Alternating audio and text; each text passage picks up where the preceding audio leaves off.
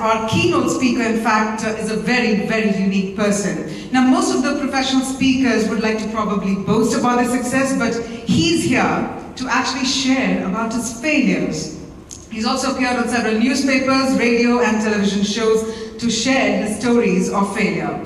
We heard his inspirational story and decided to invite him to share that story with all of us at this conference. So his mission is in fact to share lessons of his failures so that we can learn from those failures and avoid those failures. And for those who've taken a good look at the agenda, the topic is really interesting. It says, the 3 worst mistakes we can make to sabotage our future.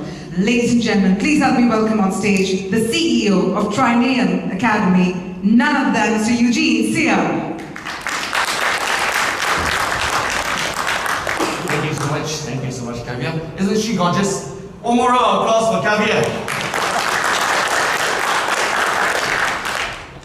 Can I please invite everyone here to stand up? I'm going to do a survey right now.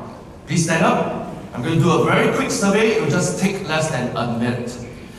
Okay, I'm going to ask a question, and depending on your answer, you can sit down, depending on your answer. There are 3 kinds of people when it comes to the change and future. 3 kinds of people. The first kind, they make change happen. They create the future. The second kind, they let it happen. Want to guess the third kind? They wonder what happened.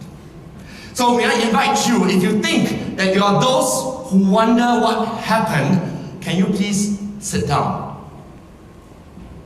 Wow, very humble. And those who think that you allow change in the future to happen, please sit down.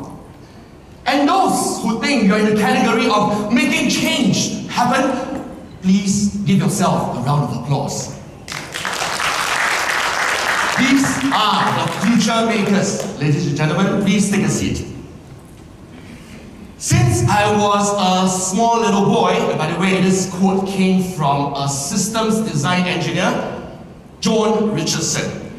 When I was a small little boy, around 17 years old, can you recognize which is me, by the way?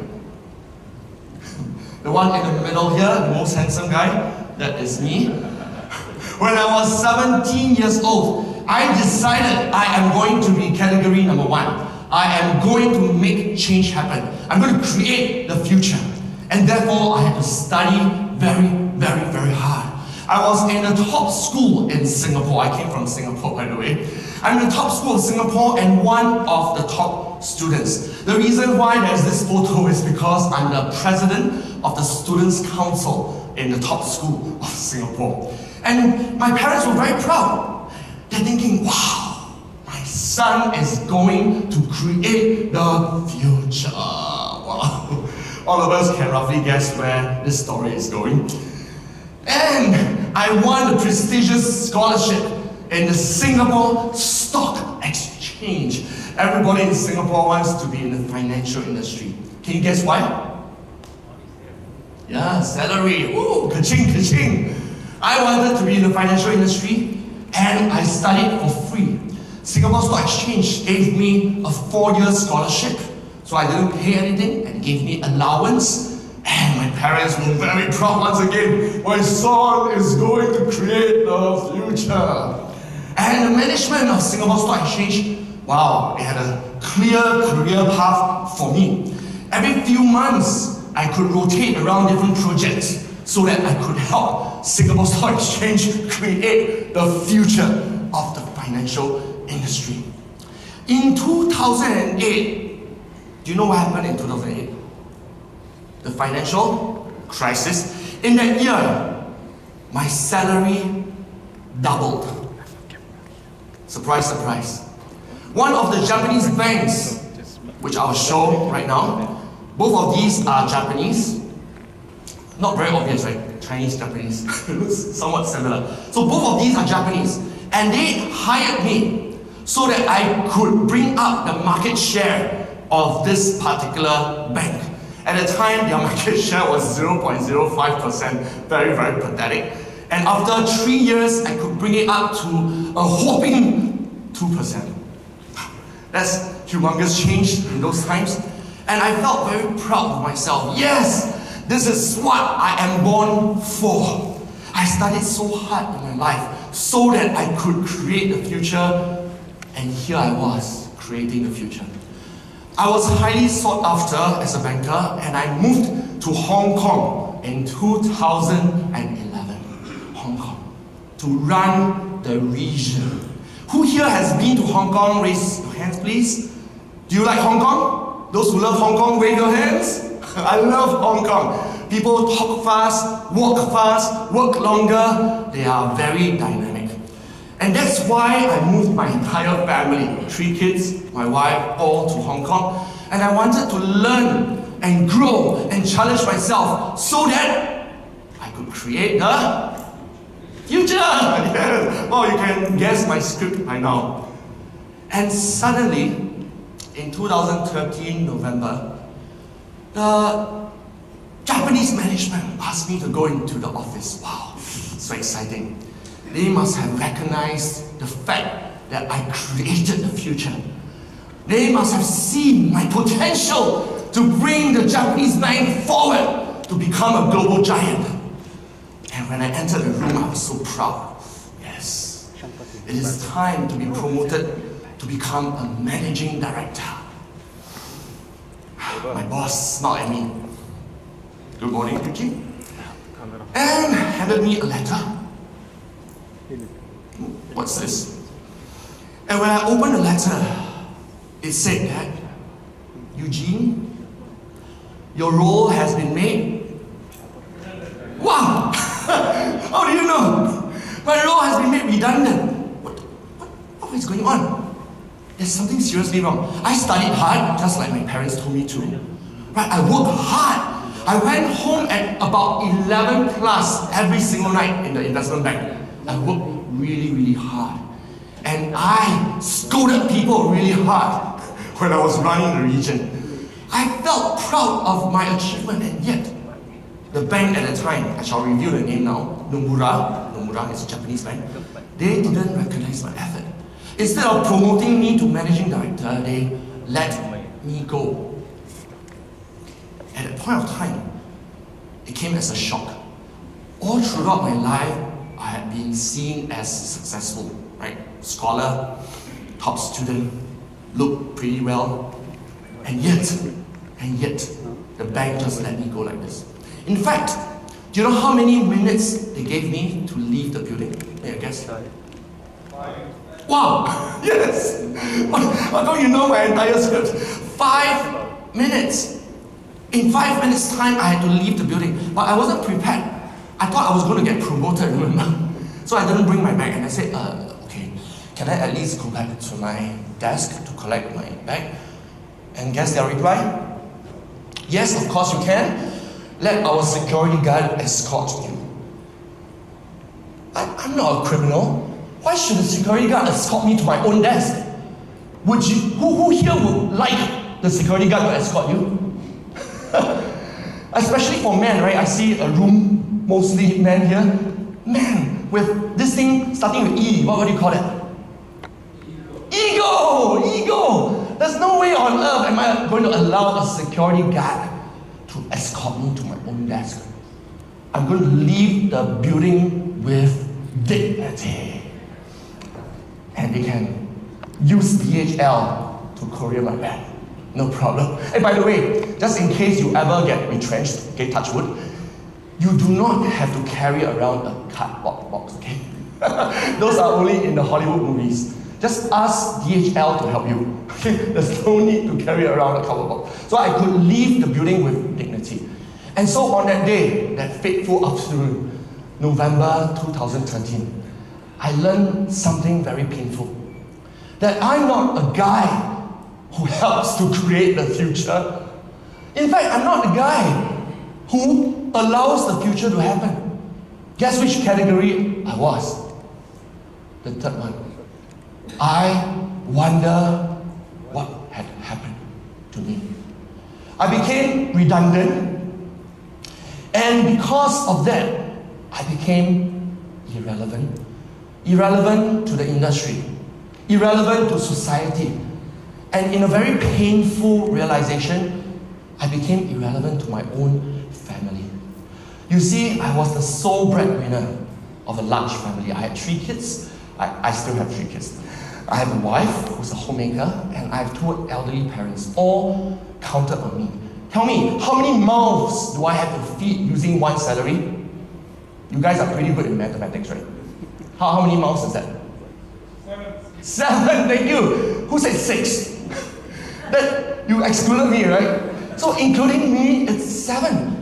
Can you imagine that 1 single salary have to feed 7 people? Okay, I'm a bit curious right now. Who here is in a similar situation as me? Like 1 single salary feeding your whole family? Can you just raise your hand? Well, a round of applause for these amazing breadwinners. Thank you. I'm very, very impressed whenever one person can work very hard and provide for the family. But because of my loss of job, I became irrelevant. Since I could no longer bring money, then what good is a Chinese middle-aged man if I cannot provide bread to my own family? And I started to panic. I panicked. I was wondering, where is my income coming from? I started applying job after job after job after job. Anyone knows people like me? You know, just keep sending resumes to lots of companies? No? Okay, so today you know one person at least. I sent out resumes, hundreds of resumes in a 9-month period. And want to guess how many companies offered me a job? 0. Thank you. 0. You heard my whole script before. 0. 0 companies wanted me. Hey, what's wrong with me?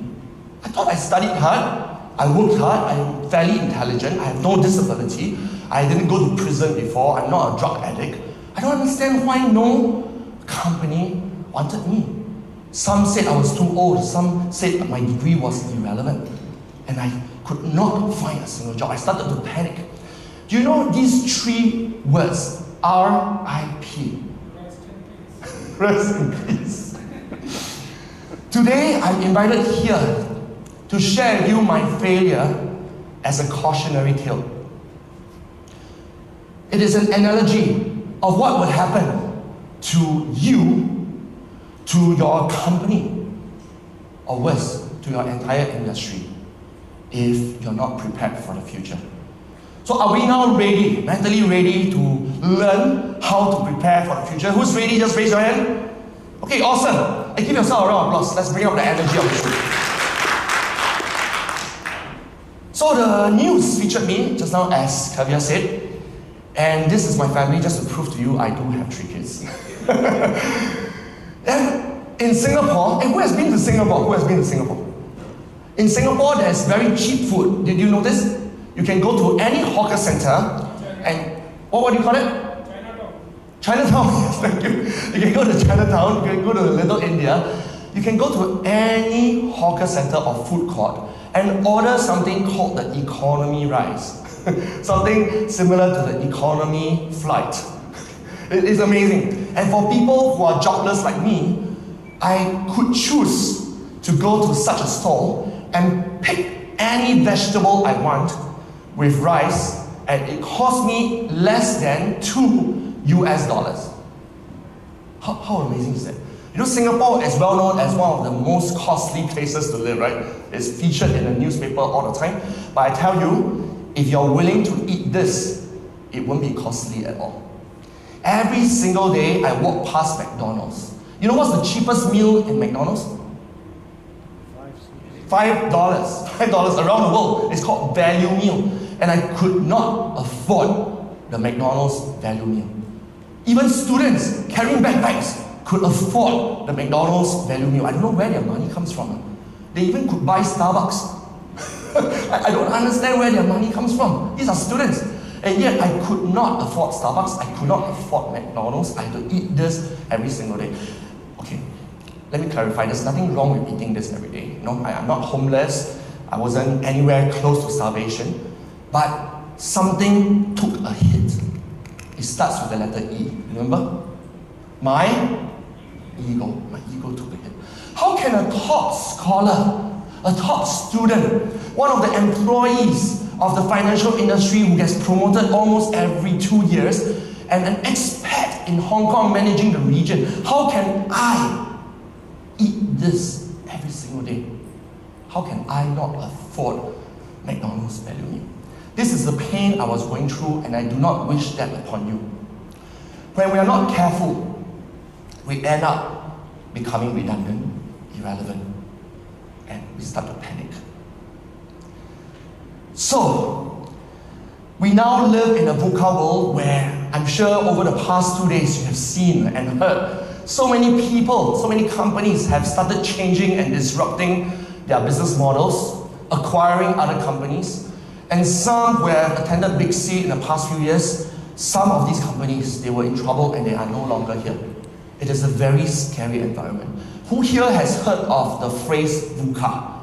V-U-C-A? Okay, minority. Let me explain what is VUCA. V is volatile. By the way, VUCA is not invented by me. It is created, this phrase is created by the US military to prepare for the future of the military world.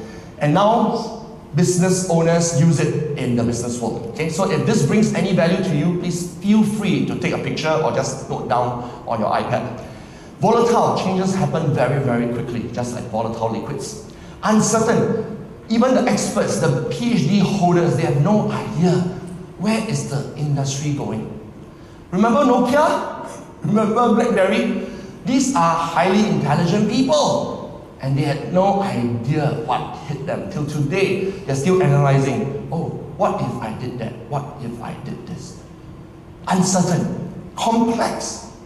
Hardware makers make software, software make hardware, network providers start to provide AI systems for automobile, for smartphones. Things are merging. You realize that? Everyone is interdependent. No one can say, sorry, I only produce semiconductor. Don't talk to me about AI. You can't. All of us are interconnected. If China sneezes, US catches a flu. It's very scary. And finally, A is for ambiguous. Nobody knows the answer anymore. You can ask your managing director, what does the future hold, sir? Please note down his answer. Many managing directors do not know the answer. They're just closing their eyes and grappling in the dark. So in this VUCA world, we've seen many victims. Please feel free to take a picture as well. In the hotel industry, okay, who here has stayed in something called Airbnb before? Just raise your hand. And who here would consider staying in something called Airbnb? Consider. Wow. And who would never consider that? I will never stay in an Airbnb. By the way, do you know what's Airbnb? Essentially, in many places around the world, you can let total strangers stay in your house. Amazing, isn't it? And guess who is the victim in such a fast change industry? Make a guess. Sheraton, you think? Ritz-Carlton? Shangri-La? These people have huge assets sitting there, and if not enough tourists goes to their rooms, they are still burning every single month. Do you realize that? It is very scary. How can a humble homeowner like me disrupt Shangri-La, a giant in the hospitality industry? This is in the hospitality. How about in the transportation? Have you heard of Uber? In Singapore, we have something called Grab. Uber sold their stake to Grab. And now, it's like anything just comes out of thin air, like Ride, for example, Gojek, for example. Any country, any young guy below the age of 25 just code something on his laptop and he starts to disrupt giants in Singapore. Huge fleet of taxi and cabs.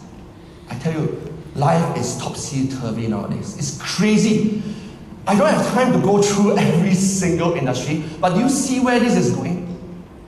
Anybody, your neighbor, the 22-year-old girl, anybody could be a threat to your company, to your livelihood, to your job. Who knows what I'm talking about? Who can feel it in your industry right now? Can you just raise your hand? I just want to make sure we are speaking along the same wavelength. Okay, wonderful. So is it time to panic? Let's get ready for the future. There are three biggest mistakes that we can make after listening to this speech today. The first is called too clever. You can be too clever for your own good. I see a lot of people here who look very intelligent. You can probably speak on stage for hours about your particular technology or product. What kind of strange keynote is this? What three worst mistakes you can make? Doesn't sound relevant to my industry. I'd rather be learning about technology. I know that already. Hey, please attend something for brain programming, for leadership. No, I know that already. I've been a leader since student days. No problem. I don't need to attend any courses on leadership. Oh, brain reprogramming, I don't believe in it. No. My brain is mine. I'm not going to reprogram it. There's nothing wrong with my brain. So these people, something happens to them. They stop learning. I am very thankful to BICSI. Year after year, in many regions around the world, they organize conferences and exhibitions like this so that we don't stop learning. Can we give BICSI a round of applause? We need them. And guess what? We cannot just wait for BICSI to organize the next conference. In between the conferences, we need to learn. We need to network.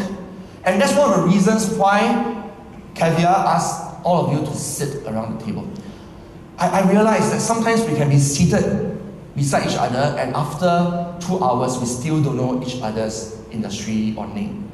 So can you do yourself a favor? Right after my speech, just turn around, say hi, who are you? And maybe this is your potential business partner. Don't you think?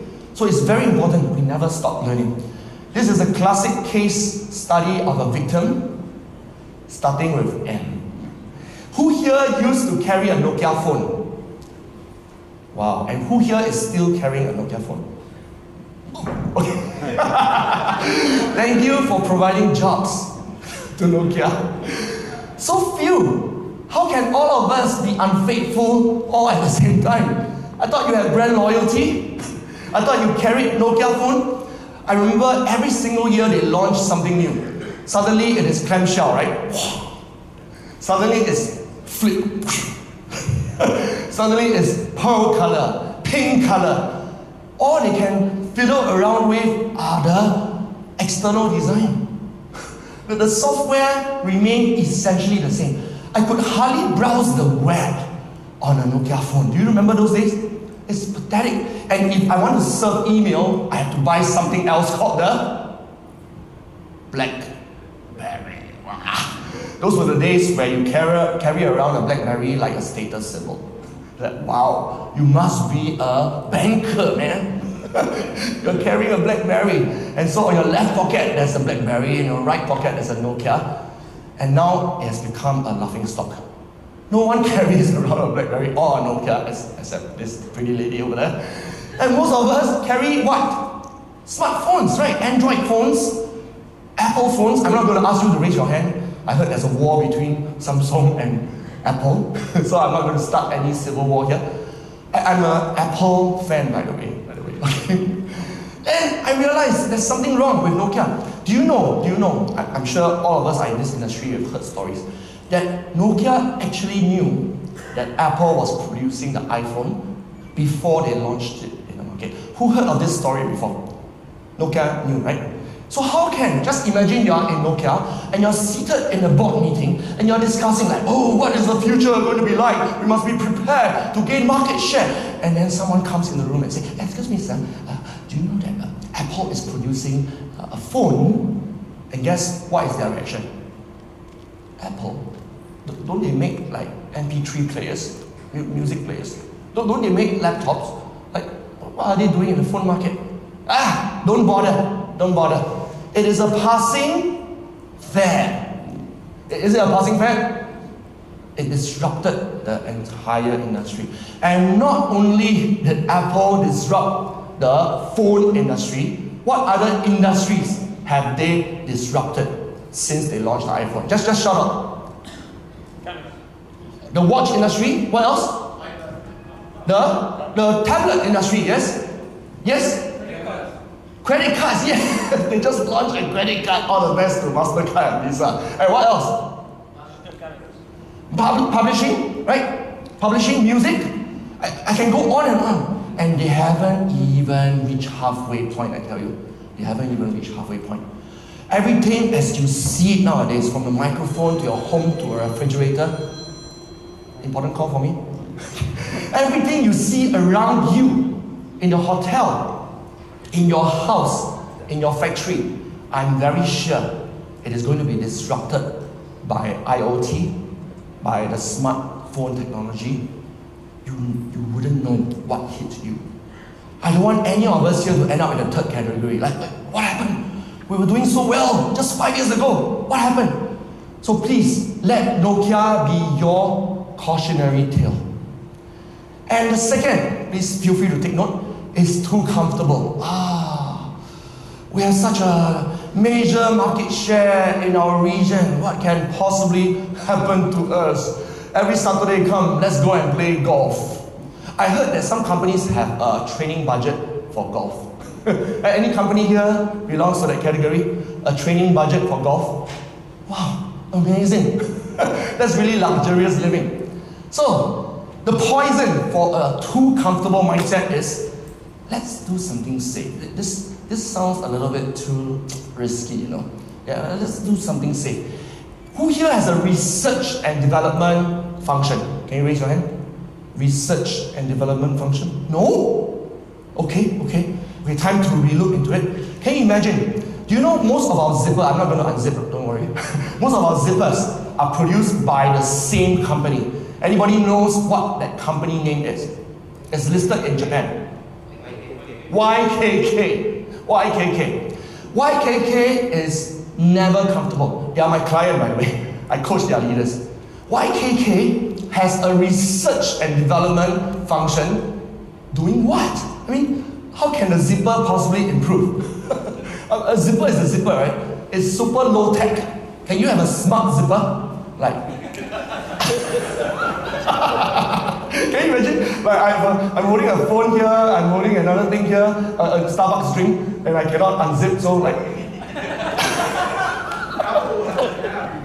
Oh yeah! In fact, everything reconnected that they know I entered the toilet.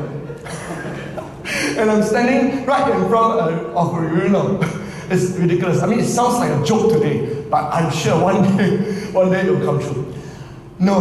YKK is not producing smart zipper. The research and development department is trying to produce any kind of fasteners, anything else, like can be Velcro, can be strings, anything, buttons that will possibly disrupt the zipper. Is that a smart move? What do you think? Extremely smart. I mean, if you want to be disrupted, then better it be your own guys than some unknown competitor. Make sense? Yeah, very smart. I tell you, YKK, today, on this day, I'm going to put my head on the chopping board. YKK will survive for decades. For decades. It's amazing. But not for another company. Let me show you that company. This company stopped evolving. They do have a R&D, but they usually put the worst people there. You know, people who may leave the company. They're thinking like, since you can't produce and attract profit, I might as well put you somewhere. Like, let's put you in the R&D department. And this happened, this victim. Kodak. In 1975, Kodak created the first digital camera in the world. Who knew this? That you read it in the article, right? Can you believe it? Kodak, the film company, actually had a very smart engineer who came to the management and said, Sir, the future is here. I created the world's first digital camera. No longer need for the film. Would you like to guess what the management said? I think we can start to see the ending becoming very predictable. The management said, why would you do such a thing? What? Do you know that what will happen if we launch the digital camera? People will stop buying our film. And you know how many % of our profit comes from film? Don't be stupid. And this guy left the company 1 year later. Please, I appeal to you today. You're not seated here just to listen to my story. My story is irrelevant to you. Please, this is a cautionary tale. Don't just point a finger at Kodak and laugh at them. We could become like Kodak. If we don't know what is the future going to be like in your own industry, if you're not creating a department to disrupt your own product, then somebody else from some part of the world is going to disrupt your product at some point. Does this make sense? So it rather come from you than from external party. Or at the very least, meet some people here around the booth who may disrupt your industry and partner them. Okay? Turn your competitor into your partner. This is the story of Kodak. Finally, please write down. So the first is too clever, second is too comfortable, and the third is too cold. Okay, this word sounds a bit odd in an ICT conference. What's too cold? What does too cold mean? Let me give you an example. When a company becomes too cold, when management becomes too cold, they will say things like, just focus on the tech. Just focus on all these engineering. Focus. And when we are focusing on engineering and tech, what is our possible blind spot? Just shout it out. What's that? No? It starts with the letter P.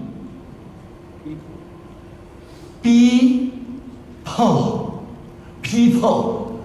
Heard of this word before? I realized after coaching for 5 years, I coach in a lot of semiconductor firms, ICT, technology, IT, cybersecurity firms, and I realized there's a common pattern. That a lot of management like to focus on technology.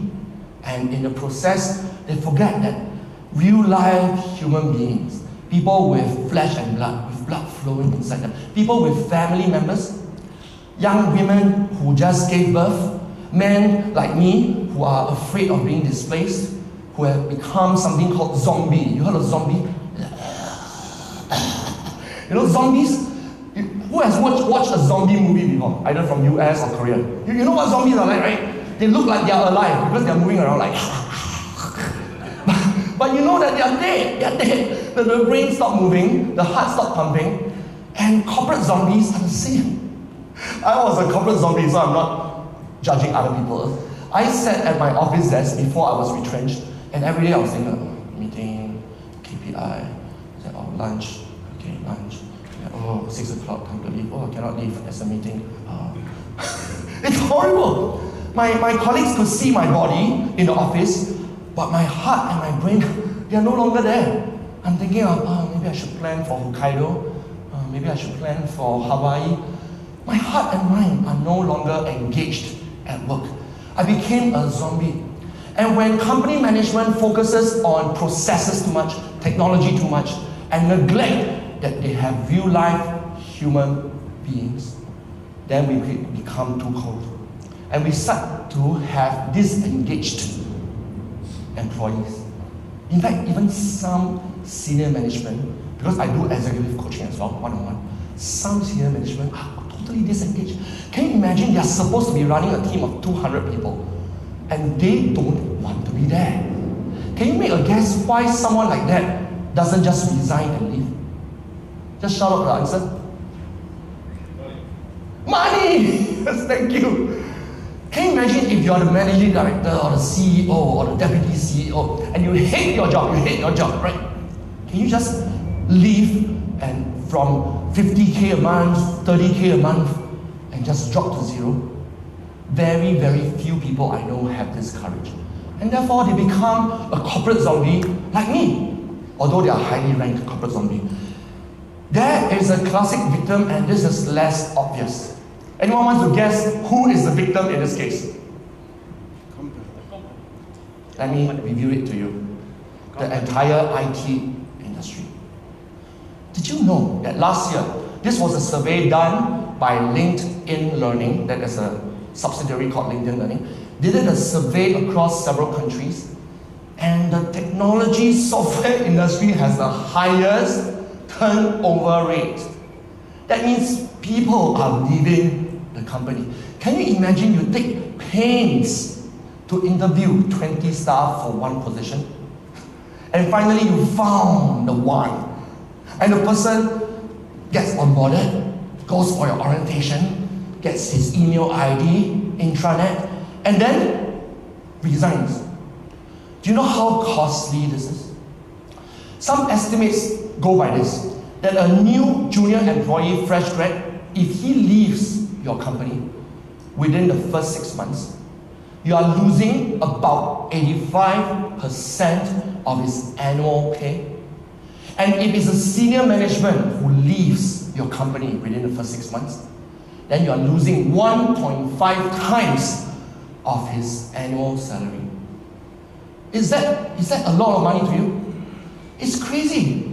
And yet, how many times have we gone into a company, a completely new employee, and most people don't even care about us? Do you notice that? They'll say hi to you, and then after 1 or 2 weeks, people don't really care about you. This happened to me when I first moved to Hong Kong.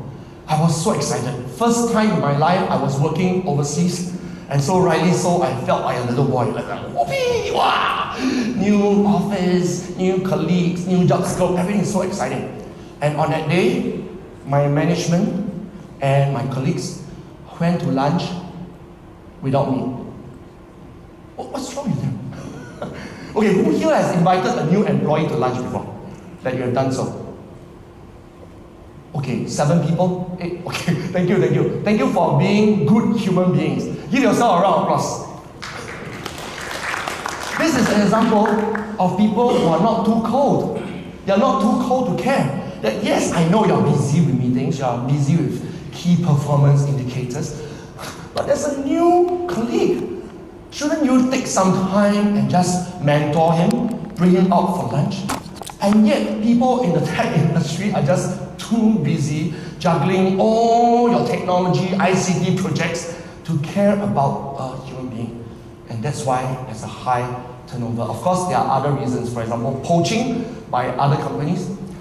Let's talk about money for a while, shall we? I keep hearing management tell me that people leave their company because of money. Okay, here's something from my heart. I don't believe it. I don't believe it. It is true that some competitor offered maybe $500 more per month. But the person did not just leave for money. What else could he have left for? May I guess? Working environment. More recognition. Maybe the prestige of a certain brand. There are many intangibles. You notice that? It's not just money. There are many intangibles. Are you aware of this company starting with the letter G? And if you go to their office, you will see ping pong tables. Google, right? Like, what is wrong with this company? Why would you want to put a ping pong table in the middle of the office and distract your employees? What is like going on in this company? Are they making a mistake? What is the purpose of the ping pong table? To allow the employees to de-stress, to relax, to bond, correct? I tell you, they are very smart, and now they are starting a new trend. Almost every new startup wants a ping pong table.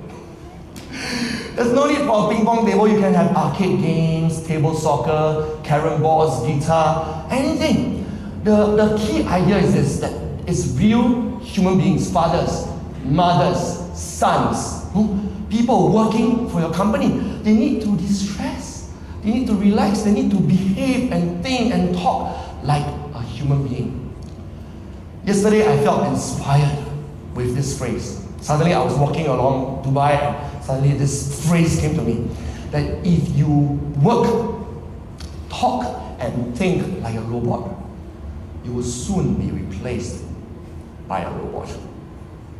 So in order to be relevant in the long term in your industry, you need to think, talk, and behave like a human. Thank you. And please treat your employees, your own team, as a human being. Who here leads a team?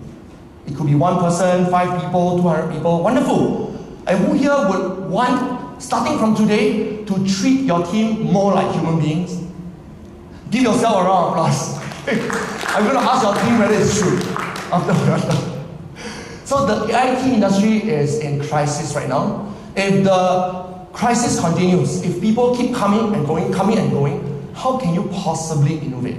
I can't imagine. Your so-called research person, the person who's supposed to produce the next product, is leaving. There's no way you can catch up to the future. So these are the three solutions. Are you ready for the three solutions? Educate. Surprise. If you don't want to be too clever, then please educate yourself and educate your staff. And in this time and age, I'm going to threaten my own industry. In this time and age, you don't need to hire someone like me, go into your company and talk one full day. If you want to teach them something like innovation, do you know what you can do? There's something called the YouTube. I learned a lot of new things free on YouTube. And there are many other apps like Udemy, Coursera, LinkedIn Learning, many. And all these are free. If you want to learn anything for your staff or for yourself, please do yourself a favor and allocate at least 20% of your company time and budget on learning. Google, once upon a time, had a percentage of time where their employees could do anything. Would you like to guess what inventions came out of that 20% free time for Google? Just shout out some inventions. Gmail, thank you. Chrome.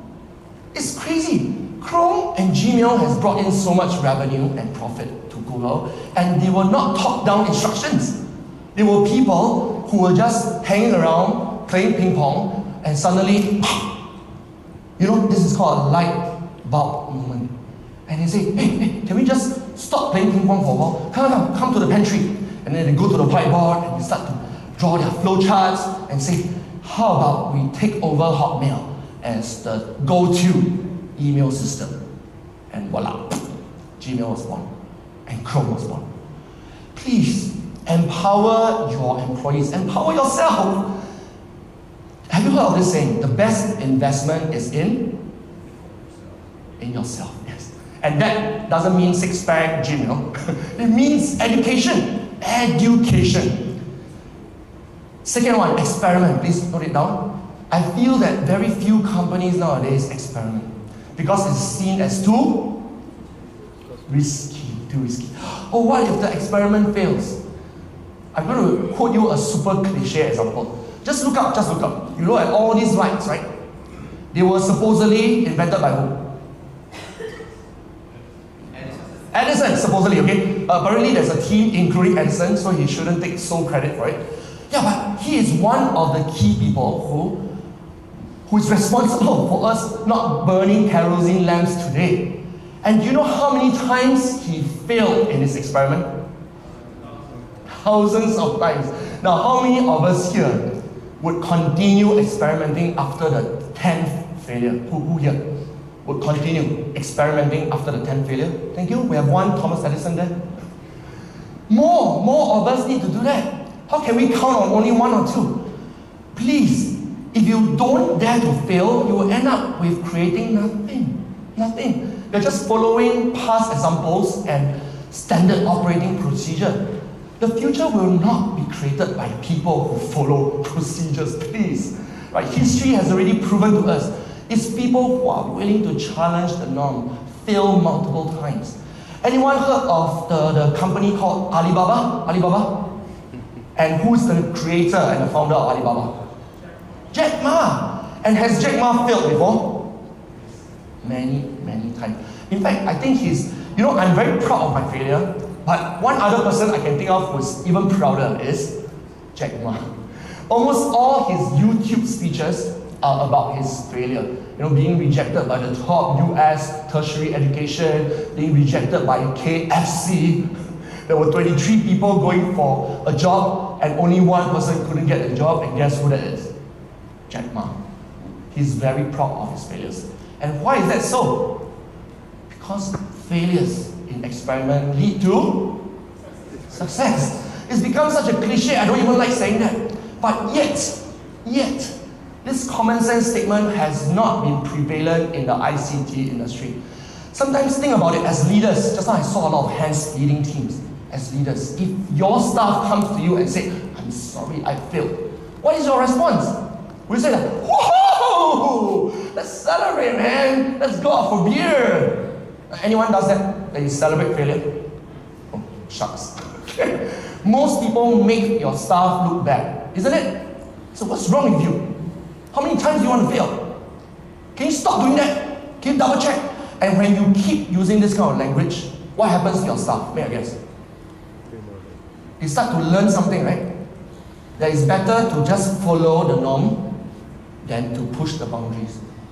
So ask yourself. In fact, I'm going to go a little bit off point by talking about parenting because it's similar. Who here is a parent? You're a parent. Your children come to you, same thing. Daddy, sorry I failed, I got 38 out of 100. And what is your response? Woohoo! Anyone does that? No! Say, how come so careless? Did you study hard? And some even like take their belt and hit. Please report to the police when this happens. It's crazy. Do you know we are the same person? The same person. The way we talk to our staff, the way we talk to our customers sometimes, our supplier, we talk to our children. It's the same person. We make people feel bad when they fail. And that's why, over time, we learn not to experiment. Let me share with you more. Too cold. This is the answer. Please learn to engage your employees. Just the engagement alone is going to take another hour, so I'm not going to take too much of your time. Yeah, but write down this word first. Educate, experiment, and engage. These are the 3 best things you can do for your team. Case study time. Educate. In 2015, Google created another company. The company starts with the letter A. Anyone wants to guess what is that company? Alphabet. If do yourself a favor, after this talk, just Google the name Alphabet and read how many companies are under this huge conglomerate called Alphabet. Google is no longer just a search engine.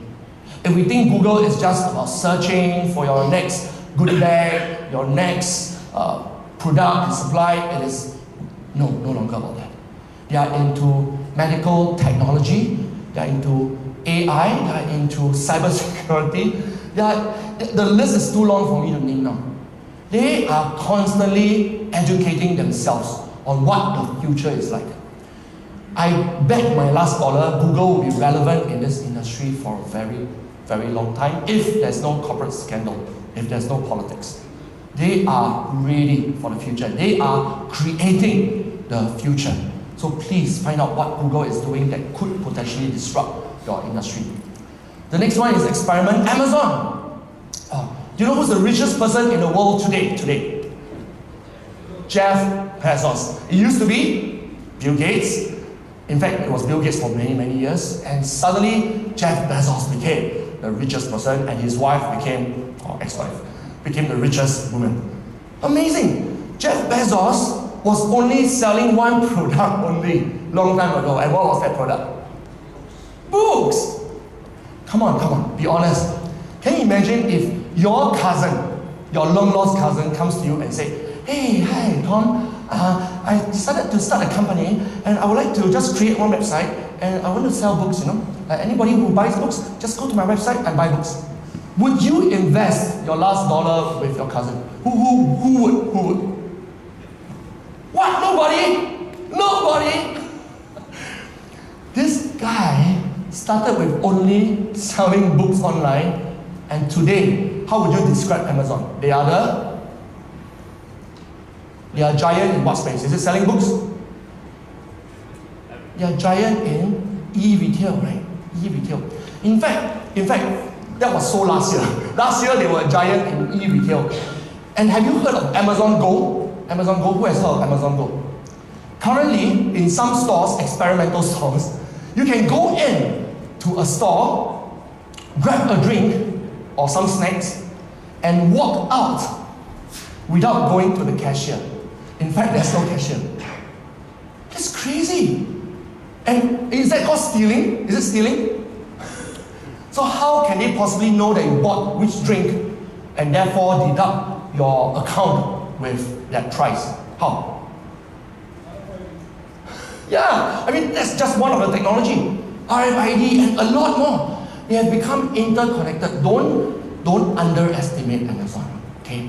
I appeal to you. If you want to be relevant for a long time, if you don't want to panic, don't underestimate Amazon. In fact, if you're thinking of what to do with your salary, I would buy some Amazon shares. It's crazy. This Jeff Bezos guy is crazy. He's no ordinary human being.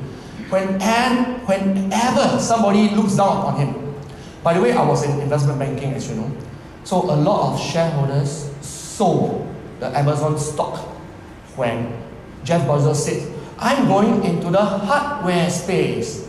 I'm going to produce and make something called what hardware does Amazon produce? Kindle. The Kindle, yeah. Before they produced the Kindle, a lot of Bloomberg News, Reuters News, they said, what is an e-commerce company doing making hardware?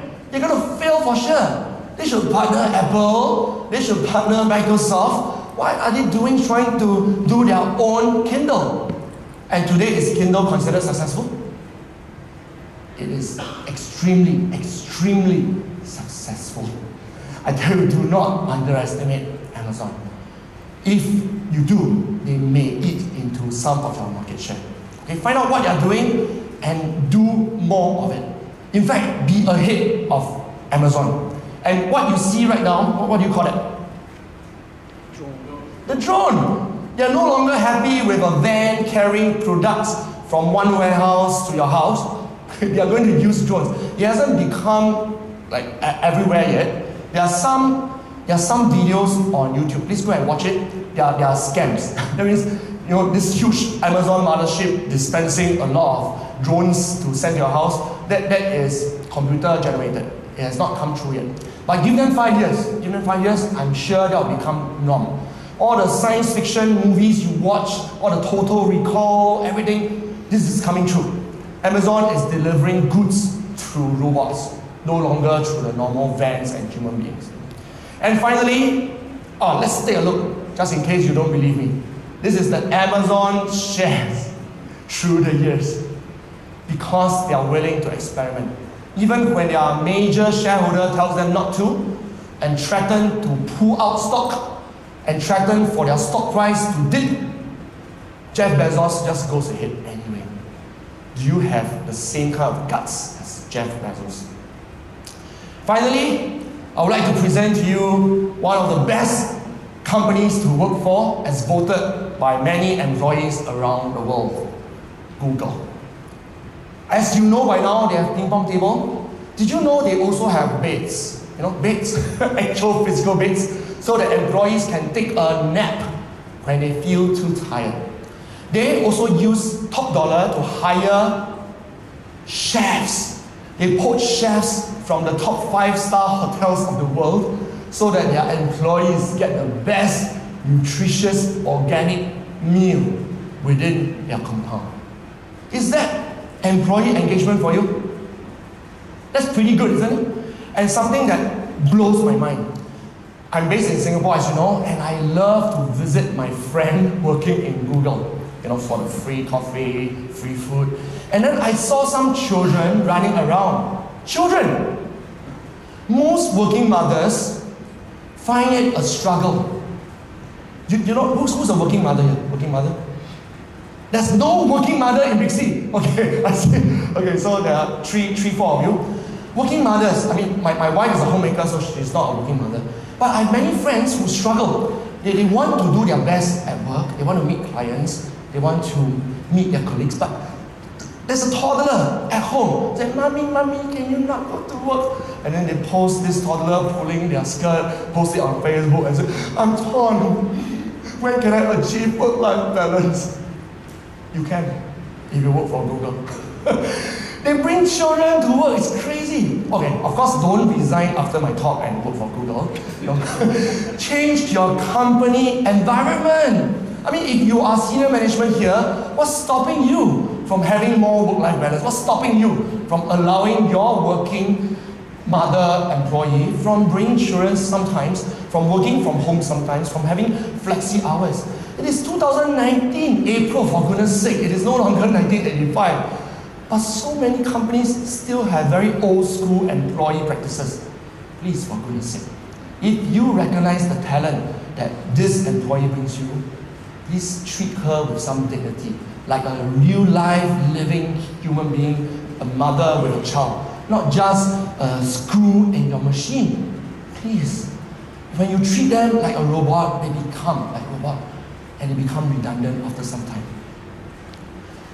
I would like to end with this story, just to make sure I'm on time. Okay, I have 6 more minutes, thank you. So with the last 6 minutes, I would like to share with you a very important story. 2 years ago, one of my top clients came to me. They produced semiconductor, and they were first founded in the US. I will not name any names in case I accidentally reveal their company secret. And the management came to me and said, we are on a fast change mode right now. We've just acquired some company, we've just let go of staff, we are on a roll. We're trying to change our technology, and they are very, very engaged in this space.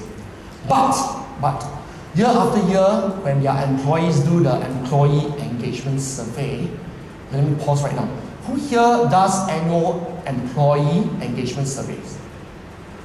Okay, minority. The rest of us might consider doing this, so that you can read the mind of your employee before they actually resign. Okay? Yeah, so it's anonymous, by the way. Please do not force your employees to reveal their name. If not, you will never hear the truth. Okay? So anonymous survey, and he found out that year after year, as they disrupt the industry, as they acquire companies, change their products, acquire more customers, grow globally, that the employee engagement kept going down. And some very senior members of the team even tendered resignation. Like, what's going on? In terms of technology and processes, they are really up there. But in terms of employee engagement, they are going down. And if this trend continues, tell me what might happen to this company. What might happen? This company will start to lose customers. Are customers human beings? Customers want to talk to a human being. Do you realize that by now? That's why you go drinking with them, travel with them, send them gifts during birthday, pregnancy, and things like that. Because your customers are living beings, and they want to talk to another human being. Whether it's pre-sales, sales, post-sales, it doesn't matter. So two human beings need to be able to build rapport and connect. But when they see that your company has low employee engagement, and then people, especially millennials, millennials, people who want to change the world, impact lives, want to be promoted next month. If people like that just keep leaving, then your customers' trust will get impacted. And very soon, they will treat you like a normal supplier, like a normal vendor. They'll start to compare prices only. No reputation to speak of, no relationship to speak of, purely comparing prices. Anyone here wants to be in a space where customers only compare price? Good. Then don't treat employees and customers like robots. They want to trust you. They want to engage you forever. Please increase the trust with happy employees. Would you like to know what advice I gave to my client? Anybody wants to know? Okay, so this is the last slide. It's something called the Maslow's hierarchy of needs. Please feel free to take a picture. This is a free gift for you today. If you can apply this Maslow's hierarchy in your office, I tell you, in 1 year's time, your employees will become happier and produce better work. I guarantee that. And if they don't, you can always engage my service. Okay, let's start with the bottom. I'm left with 2 minutes. This is what we call bread and butter issues. Your employees obviously have bread and butter issues. Please be sensitive to them. And that's why they always talk to you about money. But this is the lowest need. Don't keep talking about money and nothing else. Every year increment, every year huge bonuses are going to make you lose a lot of profit, impact your bottom line, and it's not going to solve the long-term problem. Let's go higher. Safety needs. In your context, it means they need security. Don't threaten them. Don't keep saying like, oh, if you fail this project, our company will disappear, and you lose your job, what will happen to your 3 children? Don't threaten them. People need to feel secure, that they feel wanted, needed. So please give them a sense of security in their work. But that is only the second highest need. Let's go higher. Love and belonging. Wow, these 2 words look a little bit strange in an ICT conference, don't you think? Love and belonging. Who here, without me explaining further, can somehow feel in your soul that love and belonging is important for your company to do better and better year after year? Who can feel it? Okay, wonderful. And the reason is because your employees are human beings. They want to feel that, this is not just a company. This is my community. This is a place I look forward to coming every Monday morning, not because of my work only, but because my manager coaches me. My manager respects me. I want to come and contribute. I want to give 120% because my colleagues are my family members. Who here right now can feel that your company is already at level 3? That means there's love and belonging in your company. Okay? I see about 7 hands. Then the rest, please do something about it. Not resign. Okay, do something to change the environment so that people feel a sense of belonging. Let's go higher. Self-esteem. Wow, this is amazing. There's this R word called recognition. Recognition? It's not just coming on stage, giving awards, those huge checks. Oh, we want to recognize our top salesperson of the year. No, not just that. It is the daily recognition, like, hey, wow, just now during a meeting, you did very well there. Wow, I'm really impressed. Who here has a habit of saying such things to your colleagues? Not enough. Please, every one of us challenge ourselves, okay? Challenge ourselves, regardless of our nationality, our culture, our religion. Challenge ourselves to just recognize people a little bit more. Is it possible? Who thinks it's possible for you? That you can recognize, wow, that's a lot of people. And give yourself a round of applause. That's amazing. Please recognize people. It is the little things that count, not the annual dinner and the award ceremony giving people trophy. No. People will not last 1 year if you don't recognize them every single day. Okay? And finally, wow, self-actualization. I feel like I should be speaking about this at the top of Nepal, and then with smoke coming up. Everyone should achieve self-actualization. Do you think it's relevant to your company? Who thinks it's relevant that your employees need to find meaning in their work? What, only 4 or 5? Please challenge yourself. As you can see, this is a triangle, which means as we go higher and higher, fewer and fewer companies actually do it. Do you realize that? So please challenge yourselves. After this speech, think, what can you do in your work environment so that your team, people who report to you, even your manager, can achieve self-actualization. To put simply, they can find meaning in their work. They find their work meaningful, purposeful, that it is not just for the monthly paycheck. It is actually contributing to the lives of somebody. That this ICT technology, this cabling, this telecom can actually contribute to the lives of somebody. It can be direct. Doctors directly contribute to the life, nurse, coaches, but it can be indirect. Please remind your team that they are making an impact on society. Don't just tell them the little things.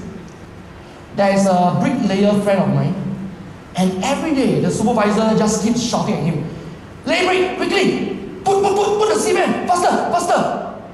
And then his friend looks a lot happier, also a bricklayer, because his friend's manager actually bothered to tell this bricklayer that he is building the Burj Khalifa So think about it. Do your employees know what they're contributing to? The impact they're making on the future? Or is it simply doing KPI, doing daily ops? We are not robots, so stop treating us like robots. Thank you very much.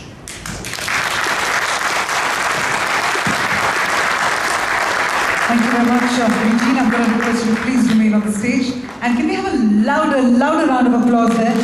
We need to match it to the infectious energy of Eugene himself. Oh, I forgot to do something. Can we now make a personal promise? Can we all stand up? I would like you to make a personal promise.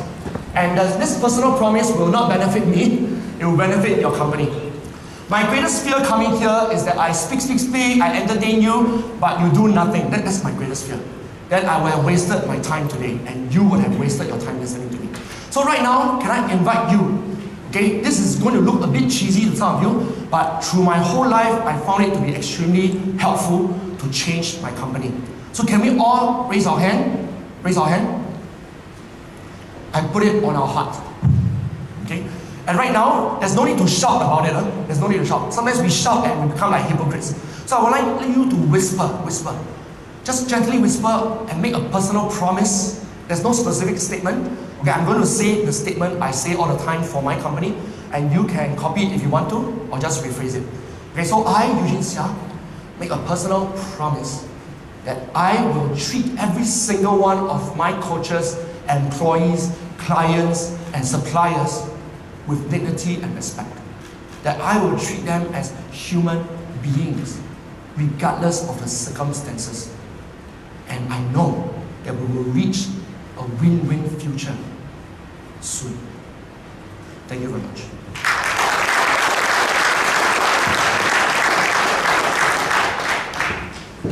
Thank you once again, Eugene. I mean, it's amazing, no matter how much we focus on a modern set of technology for that matter, but at the end of the day, it's the people who are the real assets. So thank you so much again. And I'd now like to invite on stage Mr. Todd Taylor, who's the President-elect BICSI, to please come forward and present a token of gratitude to our keynote presenter, Eugene Seah.